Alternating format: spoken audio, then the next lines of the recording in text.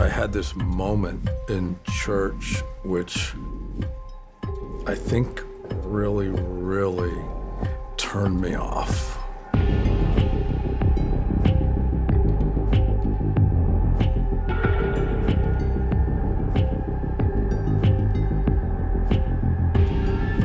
I was 7 or 8 years old and I was sitting in church. We happened to be playing with the sunlight that was coming down through the stained glass window.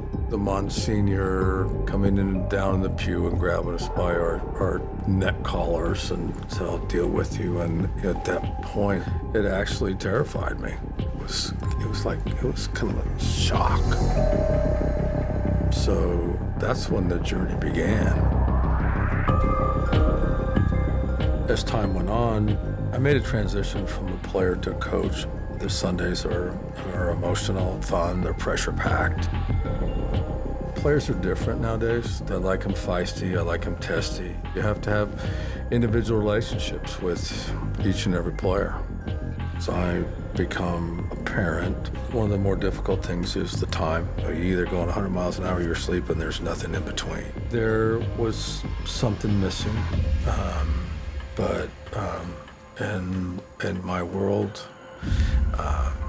there's never time to figure out what is in fact missing. I was losing an opportunity to be that dad, and that was difficult for me. The answers weren't there. They just were not there.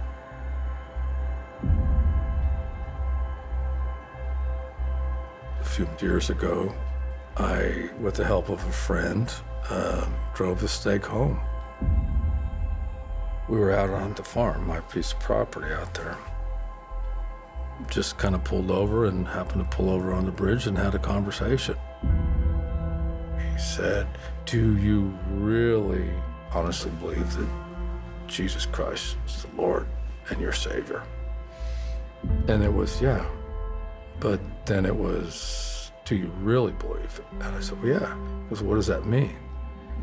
And I paused and I couldn't answer that. And that's when we had the further discussion, and that's where, as I guess you would say, that's where I accepted the Lord in my heart for my lifetime on that bridge that day. It's not a weird thing. It's not a born again thing. It's not a weird thing. It was a peaceful, really cool moment where I just felt I was no longer the dad anymore. I actually had become a son. And it makes things much easier from a day-to-day perspective. I can handle those responsibilities because I know that I have a father that's looking after me, that has got my best interest at heart. My name is Jeff Fisher, and I am second.